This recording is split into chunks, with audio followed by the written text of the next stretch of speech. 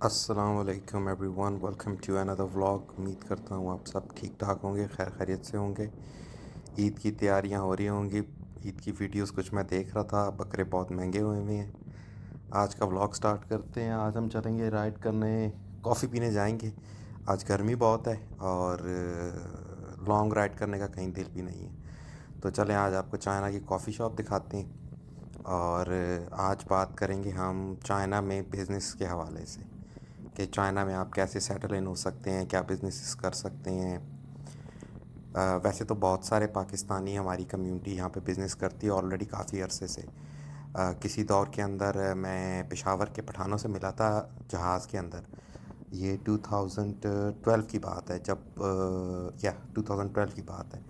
तो वो आते थे यहाँ पे जहाज़ पे और वो सामान अपना जो है वो 40 kg और 50 kg जो है बैगों में लेके जाते थे और वो वहाँ पे सेल करते थे। तब चाइना का टिकट जो था वो काफ़ी सस्ता था। तो अब जो ज़ाहिर बात है, चाइना का तब वीज़ा भी सस्ता था, मिल जाता था। बिज़नेस वीज़ा 25,000 पाकिस्तानी में लेके आ सकते थे। एम वीज़ा होता था, मुझे याद है, क्योंकि मैंने भी शुरू शुरू में वो वीज़े लिए हैं, एम वीज़े। तो लेकिन उसके बाद अब चाइना का वीज़ा, खैर अब तो बहुत डिफ़िकल्ट है। अब तो आपको प्रॉपर आपका बिज़नेस लाइसेंस पाकिस्तान में हो, आप अप्लाई करें तो आपको एम्बेसी के थ्रू वीज़ा जो है वो ईज़िली मिल जाता है। काफ़ी सारी पाकिस्तानी कम्युनिटी यहाँ पे गोंगतोंग के अंदर जो है काफ़ी अर्से से जो लोग रह रहे हैं वो अपना मतलब बिजनेसेस हैं, होटलिंग का काम है। काफ़ी सारे पाकिस्तानी होटल रिसेंट ईयर्स में खुले हैं। इवन के पेरी सिटी में भी एक होटल खुला है, खैर वो पाकिस्तानियों का नहीं है लेकिन इंडियंस का है। होटल्स की डिमांड यहाँ बहुत है, स्पेसिफिकली चाइनीज़ लोग नए खाने ट्राई करना बहुत पसंद करते हैं।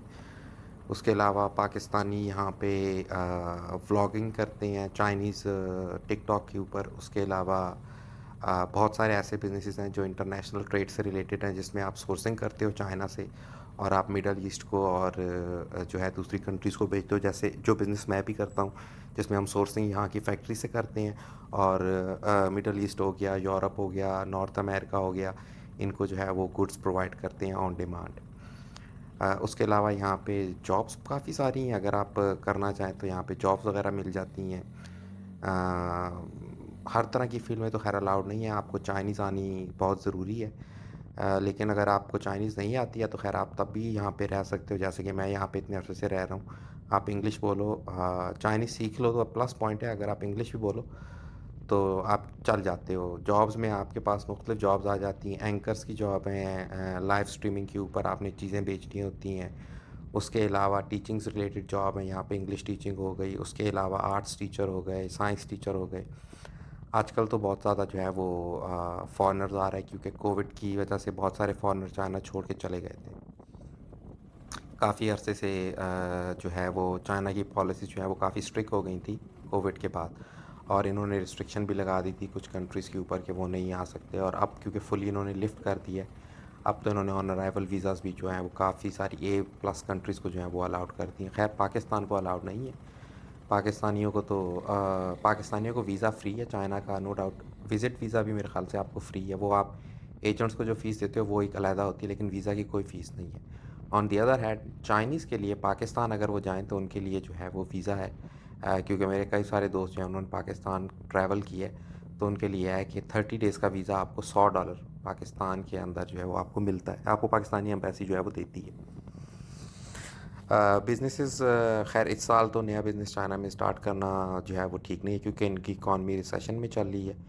और काफ़ी सारे बिज़नेसेस जिनको मैं भी जानता था काफ़ी अर्से से, जो स्टोर्स कर रहे थे और उनकी अपनी कंपनीज थी, वो भी जो है अब ये बिज़नेसेस वगैरह क्लोज कर चुके हैं। उसके अलावा चाइना के अंदर जो आजकल मेन बिज़नेस जो चल रहे हैं वो ईवी के बिज़नेस हैं। आप ईवी के अंदर इन्वेस्ट कर सकते हो, आप किसी की फ्रेंचाइज लेना चाहो वो ले सकते हो। इवन कि आप पाकिस्तान के अंदर इलेक्ट्रिक गाड़ी की फ्रेंचाइज जो है वो ले सकते हो। BYD हो गई, चाइना की जितनी सारी ईवी मेकर्स कंपनियां हैं वो सारी मतलब ओपन माइंडेड है और वो चाहते हैं कि वो चाइना से आउटसाइड जो है वो बिज़नेस करें, specifically Asian countries, India, Pakistan. हवल की जैसे जो है वो कामरान एक हमारे भाई हैं, उन्होंने जो है वो ली हुई है हमारे लाहौर के अंदर। तो काफ़ी सारे जो हैं वो पाकिस्तानी जो यहाँ पे रह के गए हैं और जो यहाँ पे बिज़नेसेस करते हैं, उन्होंने कई सारी, जैसे शौमिया की कई सारी ब्रांचेस जो हैं वो पाकिस्तान में खुली हुई हैं, थ्रू पाकिस्तानी लोगों के थ्रू ही वो खुली हुई हैं। दूसरा, चाइना में अगर आप बिज़नेस करते हो तो आपके साथ कोई चाइनीज़ पार्टनर होना ज़रूरी है। ये आज से 10 साल पहले तक जो था वो एक रीज़न थी, लेकिन अब रिसेंट ईयर्स में जो है वो चाइना ने कर दिया कि आप fully foreign own WFE enterprise जो है वो ओपन कर सकते हो, जैसे कि मेरी है, जिसमें कोई चाइनीज़ पार्टनर नहीं है। उसके अलावा आप कंपनी खोल के यहाँ पे अपना बिज़नेस सेटअप करना चाहो, इन्वेस्टमेंट करना चाहो, प्रॉपर्टीज़ में आप कर सकते हो। आप घर बाय कर लो, 10 साल का आप उसको रखो ड्यूरेशन, उसके बाद आप उसको सेल कर दो। यहाँ पे प्रॉपर्टी प्राइसेस अच्छी खासी जो हैं वो बढ़ जाती हैं।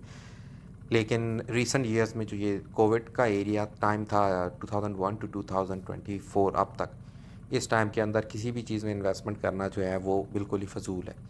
अगर आप जॉब करना चाहते हो तो वो अच्छा है, आप ऑनलाइन चाइना की बहुत सारी जॉब्स आती हैं, आप उसके थ्रू अप्लाई करना चाहो वो आपके लिए। खैर आज गर्मी काफ़ी है, तो कॉफ़ी पीना जो है वो मैंने समझा कि मैं नॉर्मली यहाँ पे आता हूँ, लेकिन कैफ़े करके कॉफ़ी है और यहाँ पे जो है वो मैं अमूमन कॉफ़ी पीता हूँ। खैर तो गर्मी बहुत सख्त थी, मैंने तो जैकेट भी रख दी उतार और मैंने की है ऑर्डर कॉफ़ी और 2 कुकीज़। ये लकिंग कॉफ़ी है जो कि काफ़ी फेमस है चाइना में, और मैं अमूमन यहाँ पे मॉर्निंग में या इवनिंग में एक बार ज़रूर आता हूँ। वैसे तो मेरे पास खुद भी घर पे भी कॉफ़ी मशीन है, लेकिन इनकी कॉफ़ी जो है वो थोड़ी मज़े की लगती है। आज वीकेंड है और तो काफ़ी सारे लोग जो हैं वो बाहर निकले, लेकिन कॉफ़ी पीने कोई भी नहीं आया हुआ।